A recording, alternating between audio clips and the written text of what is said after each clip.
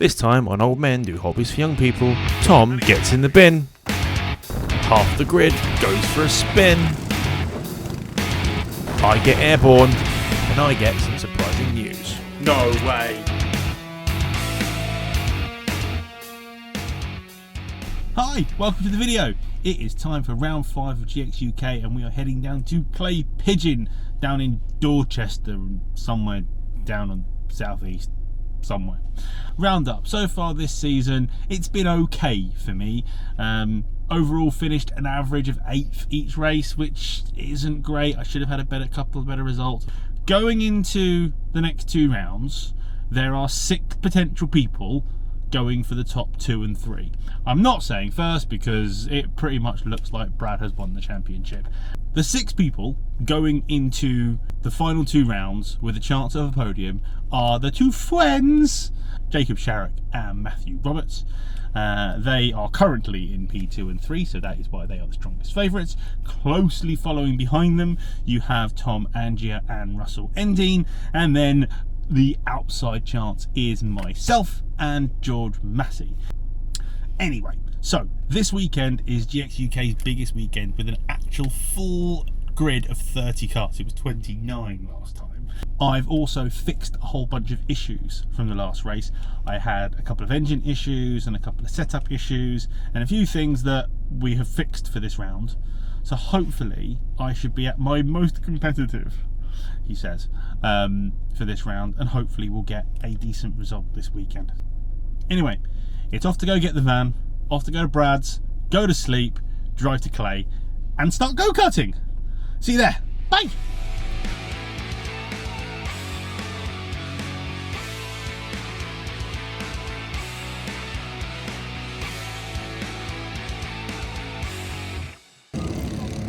Go-karts! So after a ridiculously long journey, we finally got to the track where we set up our awning, our little home for the weekend.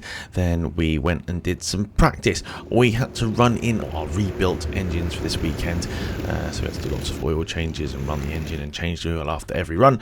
Then we went out and had dinner, and then we had a few drinks, and then we chatted until about 1 o'clock in the morning in the bar, and then we went to bed, and then we got to the track for Sunday morning. Got everything prepared and ready to go out for race 1. So here we are on the warm-up lap, ready for race 1. We have George Massey directly ahead of us in P1. We have Callum McIntyre, YouTube guru, in second place, with me just behind in third, and the other 27 karts following angrily behind as we head up to the line. We get ready and we are go for race 1 as we head down into turn 1 for the first time. Now, with this being Callum's first race, I am desperate to get straight ahead of him because I know I am quicker than him, so I get up the inside of him into the chicane, straight line the chicane, and let Callum get behind me. Now there is a couple of kart lengths after George Massey. Again, in practice I know I have been quicker than George, but also with George being on the restricted engine, he is limited on power. However, it does help him in the slipstream. My key at the moment is to work with George, because if I can work with George, we can push and we can get further ahead, and then we can actually have a nice 1-2, which will be a first podium for the pair of us. So as I pull up to the back of George Massey, what I don't realise behind me is, due to me getting past Callum, it slowed everybody down, and me and George actually have a really big gap. What I should have done at this point was push George, but George got a little bit wide coming out of turn 1, and I go straight up the inside into the chicane. So now I am leading. Now hopefully George has got the message that I should have had, which was push me along and let's get away from everybody else. So we do this for a couple of laps where I just hold the lead and he will push me along. So rather than you just watching me with clean air in front of me, we are going to skip forward a few laps. It is now 3 laps later and George has decided he has had enough of following me and he's going to have a go. I don't realise this, so the door is wide open for him, so he comes up the inside. I stick it round the outside and hang on as he tries to get me into the chicane, but I get a better run out and I'm going side by side and I manage to keep just ahead. However, what this has done has absolutely mullered the gap behind us. We had a nice big gap and just those 2 little moves has really slowed us down. So What I am unaware of is the pack is now starting to bear down on us. And because I know George is attacking me, I have now started to go defensive. But going into the final corner now, I'm still aware that George is behind me, and again I move to the middle of the track just to dissuade him from coming down the inside of me as I go a little bit wide, and then George comes through, but pushing George through is Brad Philpot, but also it's then meant Jake Sharrock has got alongside me, who of course gives me a little bit of a touch. Oh, and then Ash comes alongside as well. I get a little bit of a rubbing with Ash. I have lost 4, now 5 places into turn 1 as Seb goes past me. He got very excited about an overtake on me, but it didn't last very long. And then Russell and Dean is coming up alongside me. Oh, and Seb has now come back down the inside of me. And now me and Russell are side by side going into the right-hander, into the penultimate corner before going into the last corner as he goes side by side. And now I have Matt Roberts alongside me. I have lost so many positions in this lap as Seb washes out to the left-hand side. I then get on a good slipstream on Matt, and I start to push Matt down the straight past Russell Endine as we head back in. So I'm losing a whole bunch of place stuff, getting 2 back, and now I'm behind Matthew Sharrock. Now me and Matt need to get back up to the back of the front 3 and see if we can get involved and I can get my podium back. As you can watch ahead as the front 4 all go basically in different directions to take that hairpin. Now as we come back in, me and Matt have rejoined the fight. Brad Philpot defending heavily now, white lining the entire way as he's now realised it's very, very difficult to pass if you just follow the white line. So Jacob Sharrock is right on the back as me and Matthew Roberts are on the back of Ash Candola. I start to push Matt down the back straight as he gets closer and closer to the back of George. Ash takes a lot of curb in there as me and Matt trace him through there into the chicane onto the back straight. At this point you've got Ash Candola having a look up the inside of George. Oh, and he's hit the back of George. He's hit the back of George. They've both gone off and they have both gone out of the race. Let's have a look back and see what happened there. So I have slowed this footage right down. As Ash comes in, it very much looks like as he brakes, he loses a little bit. You can see his arms going from side to side. He's nowhere near the apex, and he has just gone straight on. To me, that very much looks like an out-braking manoeuvre gone awry. Unfortunate for both of them because it did ruin both of their weekends. Anyway, back to the racing and me chasing after the back of Matthew Roberts and Jacob Sharrock and championship leader Bradley Philpot. As we come into the final corner, I get tucked right up behind Matthew, hoping to get a really, really good slipstream to come and get him, but he's also getting a really good slipstream off of the back of Jacob, who is getting a very good slipstream off of the back of Bradley Philpot, as Jacob goes very, very aggressive to go and have a go at him. But doesn't make it. Oh dear, I hit the back of Matt as they all check up in front of me and I am left with nowhere to go. Now I get a bit panicky, as you do when you get checked up, is to make sure that no one is having a go at you. On to the following straight as we come into the hairpin and we round the corner up into the double left-hander. Great corner this, have a little bit of a lift, then on the throttle, try not to run as wide as that. That wasn't exactly the perfect line that I wanted to take through there, but I get a good run up to the final corner. Have a good old lean as Matthew gets a little bit sideways. I see my opportunity to get tucked right in behind Matthew, but as we're going down this straight I'm not getting quite close as Matthew moves over to the left hand side to open up the corner to maybe have a run at Jacob on the exit of the corner, but that doesn't quite work for him. I'm just following through as we go through limestone, through the chicane, as it's single file through there, heading up to the central hairpin as Brad white lines it. He sees he's got a little bit of a gap so he can open up to carry the extra speed as we all follow him through into the double left-hander. Oh, as he gets, as I have a look up the inside, but I don't quite have the pace there for it. As we come up into the penultimate corner, we move up into the last corner. I try and push as hard as I can, but what I haven't realised is this is the final lap, so the checkered flag is out. Unfortunately, this is a P3 down to P4, but you know what? I finished behind the 3 fastest drivers in the series, and I managed to hang with them once they got past me. Brilliant bit of racing, thoroughly enjoyed it. Now let's have a little listen to the green room, we should say, after the race, as the conversation between the top 4 is had about what happened towards the end of that race. Ash prodded me into you. Everything was fine. Everything was fine. The only time you confess is you're not bothered. I just got frank. No one's fault. No one's fault. Everything's fine. What happened with George? So Ash went on the inside. Ash went on the inside. Right, so when I went through, that's not what I put in the wall. No.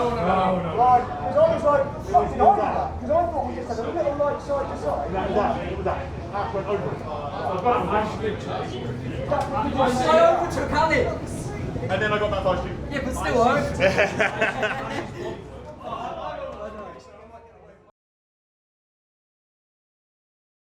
So hard to not be a little bit disappointed having led for that long and getting freight train to turn one.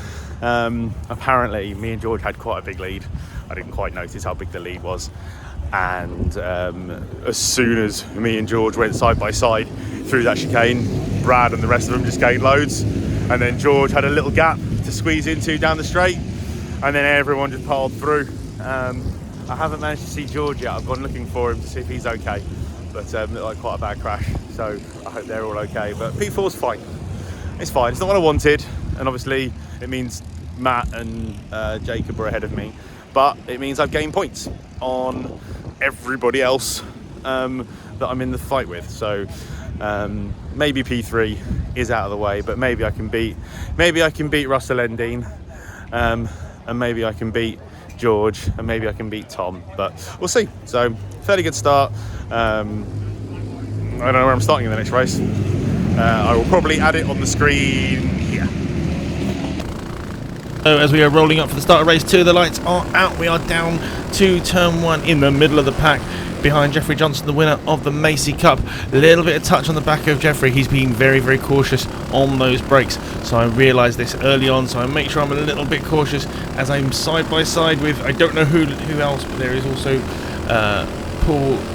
Paul is next to me. As I come in, I'm hit from the back, and I have to really try hard not to hit Jeffrey, but I spin and everybody else spins. It sends me right to the back of the grid. I think there's only 1 or 2 karts that actually end up behind me. So that has absolutely totally wrecked my race, and I'm probably back to like 28th position or something crazy like that. So really, really unfortunate. But let's see what we can do. Let's see how much we can make back from this disastrous start. As we come up behind Simon Fuller, I get a good run on Simon. Simon was very, very quick in practice, but was struggling with pace during the day on Sunday, so he's hoping for a little bit of a better option. I get a good run on him through turn 1. I go up the inside to go and take him into the chicane, but he doesn't see me and turns straight across. I have to bail out very, very hard. Maybe we'll have a go next lap. So as we return the following lap, closing into turn 1, get the same thing again. I carry a lot of speed through turn 1. I have a look up the inside. I'm not quite as far along as I was last time, but I leave my nose in there and I tap Simon and I spin him round. I have to bail across the grass. I was a bit annoyed about that because I thought Simon might have seen me, but I left my nose in. I think that one is on me. This is not turning out to be a great race for me. Let's see if we can catch the next group. It's now 3 laps later and we are closing on the gaggle of 5 karts ahead of us. First victim is number 87, Dominic Hemp. We are closing on Dom very, very quickly. Dom is in his 3rd chassis of the year, and he told me before the race that he's going to be very, very timid when it comes to battling, so I thought getting past him was quite easy. As he darts a little bit over to the left, he leaves the door wide, wide open for me. Have we got the job done? No, Dom isn't being timid and shoves himself straight back up the inside as I look towards the outside, but there's nothing you can do around the outside there, so I just have to hold on to it now. So we come through the final corner.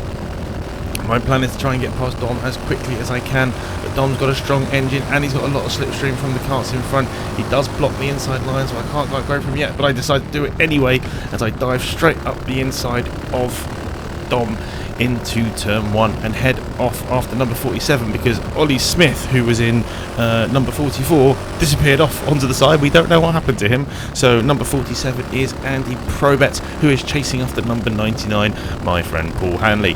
So again, we line them up here. We are flat out through here, hard lean over to the left, get alongside, get up to the back of him. Now we're alongside. I'm alongside early enough that I can have this move done nice and early into turn 1, get the braking done, keep it nice and tight so it can't get a switch back on me, and the job is done as we see Paul Hanley in front of us swerve violently across the track as Paul is looking every which way to try and get past. Nick goes a little bit wide, Paul goes up the inside, they get tangled together and I manage to get past both of them. Lovely, thank you boys, I very much appreciate that as I head off on my way. But it looks like that was the last opportunity I get to overtake anybody as we went through and crossed the final lap. So that race did not quite go to plan, as you would have seen from the footage. So I got launched into that hairpin. I got hit from behind Not quite certain what it was. I think it was a steamroller effect. I braked behind number 20, and then I got hit, and then people went into the back, and it just was a mess. So one of those things. And then I had a contact with Simon. Simon, the first time I went for it, Simon didn't see me and turned across. Second time, I wasn't as close to him. I think I thought I had the room. Maybe I was a little bit late.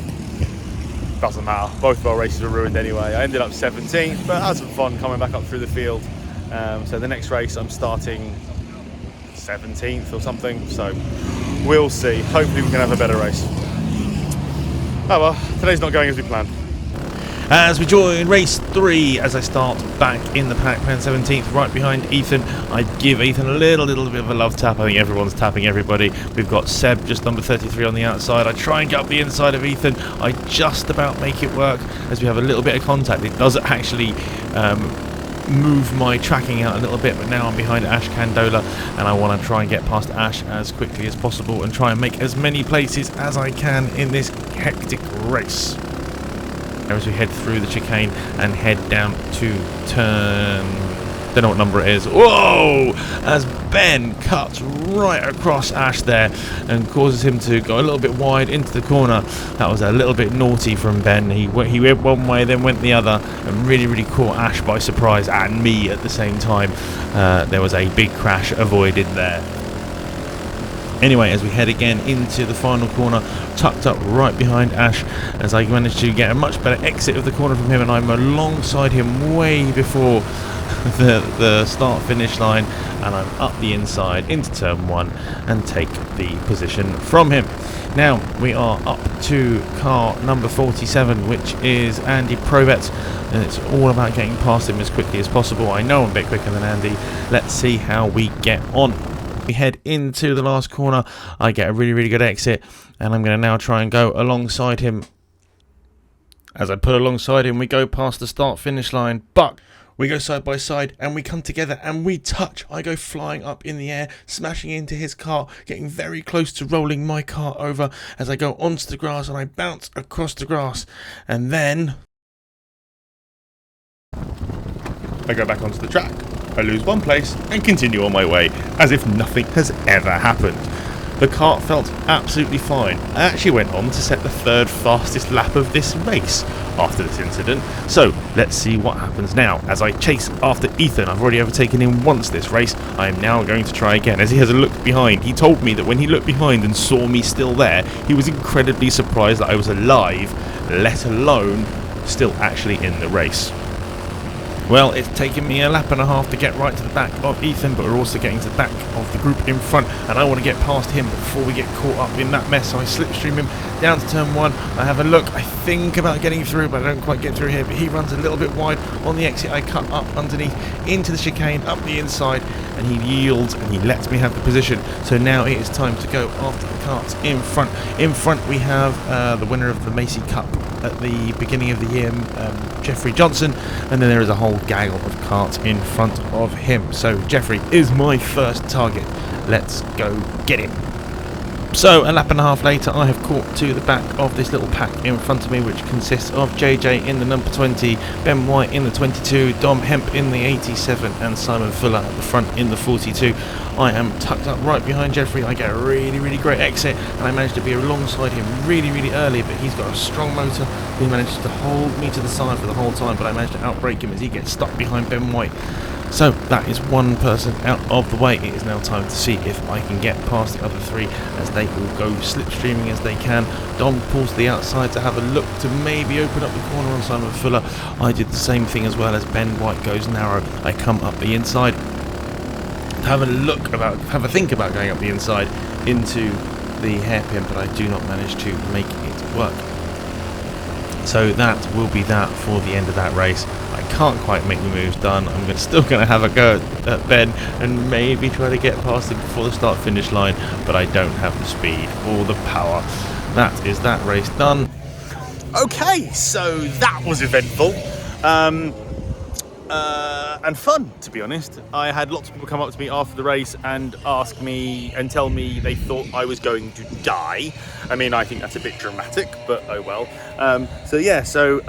The gentleman I hit, I can't remember his name, unfortunately. His name's last name's Probets. We were coming down the straight. It looks like he has just kind of gone a little bit right into me, according to what some of the spectators have seen, which sent me up in the air.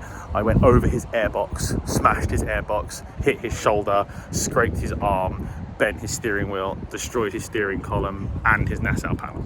I then bounced across the grass, lost one place, and then finished 9th. So that now puts me 8th for the final, which, considering getting steamrollered in the first race, getting punted out in the second race, and flying in the third race, that's not too bad. Yeah, let's go to the final, shall we? And then we'll see how this goes. And the grid for the final is Bradley Philpot, Jacob Sharrock, Russell Endine, Tom Angier, Ben White, Matthew Roberts, Dan Probets, then me, Seb Musica, Ethan Hall, Tim Kansas, Tom Butler, Simon Fuller, Charlie Furman, Luke Chard-Maple, Jeffrey Johnson, Callum McIntyre, Dom Hemp, Paul Hanley, Tyler Nicholson, Nicholas Barnes, Ash Candola, Nick Bourne, Daniel Hayworth, Andy Probets, Daniel Patrick, Damon Williams and Oliver Smith. Whew. As we start the final, I'm in P8, however that means I am on the outside going into turn 1, so the key thing is to get to the inside, and I managed to tuck in right behind Ben White ahead of Dan Probets, heading into the chicane. I'm side by side with somebody, I can't remember who it is right now, and then I have Ben White ahead of me and Tom Angier. Angier really trying to give the car a shove with his momentum as he goes forward, but I dive up the inside of Ben White, so now I end up behind Tom Angier, so that puts me now from 8th to 5th place. This is a brilliant start for the final. So my next target is Tom Angier. Me and Angier have had lots of battles throughout this season. It's always been very fair, always been very, very clean. So let's see what we can do. As he puts his hand in the air to say, come on, let's go get the guys in front. That should be a penalty right there. We're not supposed to put our hands in the air, boys. Anyway, so as the three in front are fighting over the same piece of road, as Brad is pulling a little bit of a gap, it is really, really time to try and get through. So as we head up to the hairpin, Tom makes a wide berth of the corner to try and open up the corner in case Jacob has a go at Russell, as he actually does, hits the curb, pushes Russell wide. But because Jacob comes back onto the track, it means Tom has to go to the outside, which gives me the opportunity to go to the inside and basically leave Tom no room to stay on. So I managed to move myself from 8th on the first lap to 3rd at the end of the second lap. Not a bad start. So my task now is to get up to the back of Jacob and try and push him towards Brad, and let's see if we can fight for the top step of the podium without Brad getting away off into the distance. So as we roll the race on a little bit, and I go a little bit wide on the exit of turn 1, and it allows Matt Roberts to just scoot up the inside. However, I am not going to fight him too hard. That is not the battle I want to be, and as I can tell from Matt's very big head bobbing, I think he's trying to give me a message that he wants me to work with him. So that's exactly what I plan on doing. So my absolute plan is to push Matt as fast as I can to get to the back of Jacob and Brad, because there is a fight for a podium here, maybe even more. So let's see what we can do. As we come through the last corner and I draw myself up to the back of Matt, we both tuck down, really trying to get that slipstream effect to work really, really well. Matt's looking around to making sure I'm not going to have a dive at him. I'm not even planning on passing him. All I want to do is stick as close to his rear bumper as possible, make sure he doesn't go defensive so we don't lose any time. He has another look behind just to see where I am, but I just pull to the back of him. I don't try and have a look up the inside. I don't try and make any crazy moves to jeopardise or make us lose any time. So this shoving of Matt and slipstreaming of Matt has really, really helped. We've really started to close on Brad and Jacob. But going into this corner, Jacob gets a massive slide on, goes very, very wide into their double left-hander, but then puts his hand out to what I thought was letting us pass, but then he just gets on the power and he goes again. So now Brad has a good gap of about 6 or 7 kart lengths, but you now have me, Jacob and Matt all working together to try and drive back up to him with 5 minutes left on the clock. Let's see how quickly we can catch up to the back of Brad. I mean, it's not taking very long. You can see how much faster 3 karts go. compared to 1, hence the reason the 3 of us actually set the fastest lap times in this final, with Jacob and Matt setting the exact same lap time, with me only 300ths behind them by the end of this race. So let's see how we end up, if we can get any closer to championship leader and eventual championship winner, Bradley Philpot. So it is a lap later and the gloves are off. Jacob is doing everything he can to try and attack Brad. Matt is doing the opposite to Jacob, and where Jacob goes narrow, Matt goes wide, and I'm just following, hoping for carnage. As I bide my time, waiting to see what happens with the guys up in front. I'm not going to make any stupid moves, because if I do anything silly and it doesn't come off, I will lose loads and loads of time and lose this pack in front, which is what I want to be part of. But also, every time we fight, there is a gaggle of cars behind us who are closing in and closing in and closing in. As again we come out of the final corner, down to the final straight, Brad goes very, very defensive, straight to the white line on the right hand side of the circuit. As all 3 of them go together, I don't bother with the slipstream, and I just think about getting my perfect line through the corner as I get right to the back of Matt Roberts. Have a look at him, but I don't quite manage to get anywhere, so I keep backing off just a little bit, just so I've got a little bit of space to play with. As Brad goes very, very narrow, Matt goes very, very wide. I go up the inside of Matt, hoping to take 3rd place, but Matt is still there on the inside of me. I back off early to cut back on the inside to make sure that there's no one else who can run up the inside of me. I learnt my lesson from race 1. As again, we come round again into the back corner. Let's see what happens here. As again, Jacob is all over Bradley. As they go into turn 1, Brad goes very, very narrow. Jacob goes to go around the outside, goes wide, gets a little bit too wide. Matt and Jacob touch wheels. Matt goes through into the chicane. Jacob is very annoyed by that, but it's an absolutely perfectly clean move, as Jacob got a little bit wide going into turn 1, attempting to overtake Brad. At this point, I'm now right behind. Again, I'm not having a look yet. I'm just sort of hanging around in the peripheries, because I'm just a little bit slower than these guys at the precise second, but we will get there in the end. As you can tell from watching this video, this track is very fast and very flowing. There are no big braking opportunities. Even at the end of this straight, it's not a big braking opportunity. It's just a little bit of a break. As Brad has a look at the back of Matt, and Jacob touches the back of Matt's car, punting him off and punting him wide, which gives him an advantage into the corner as it now moves Matt back down to 3rd place. As we come into the hairpin yet again, Matt is still annoyed about this move and shaking his head around, because he did not like that move from Jacob. But it doesn't matter. Jacob is now up to 2nd place, and Matt is 3rd, and I am still 4th, with Bradley still leading.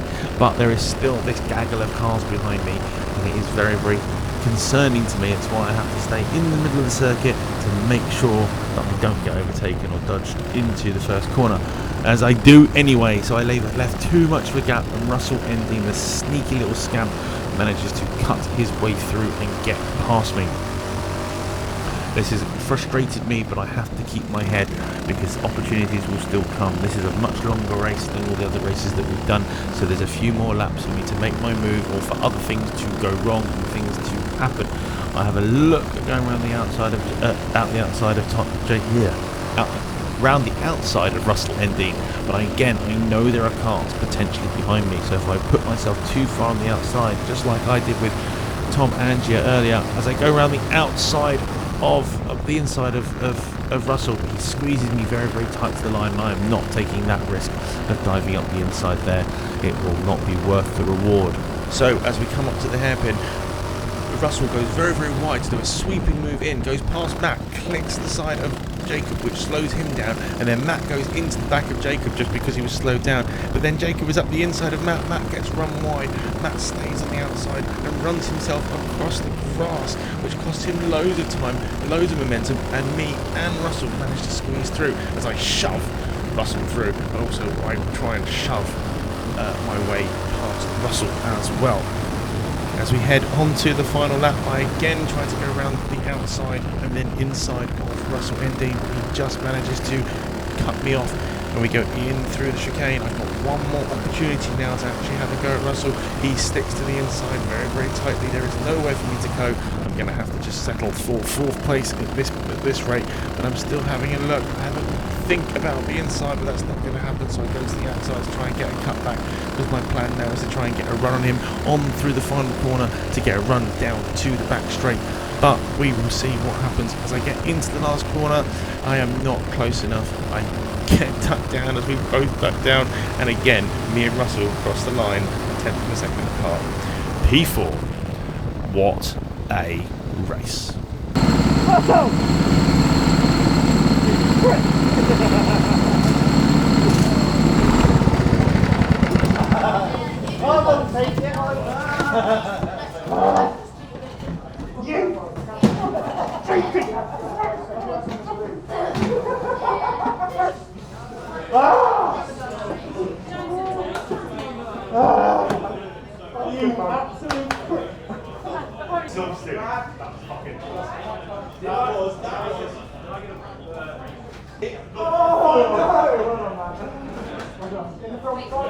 I was with you guys the whole time. It was only when you lot started fighting that this lot caught up. So I put basically you two got away. So, wow, what a race that was.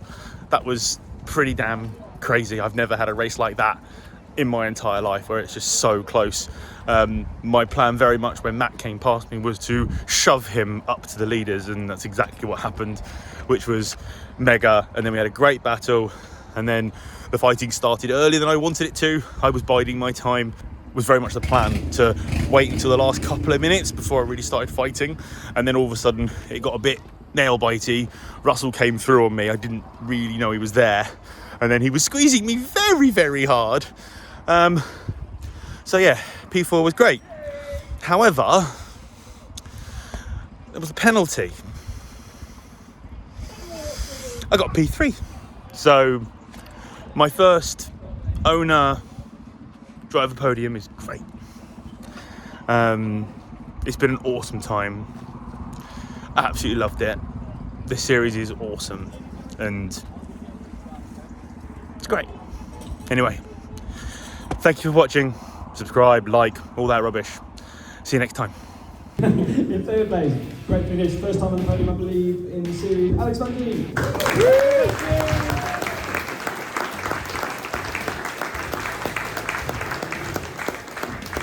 Second place, Russell Endy.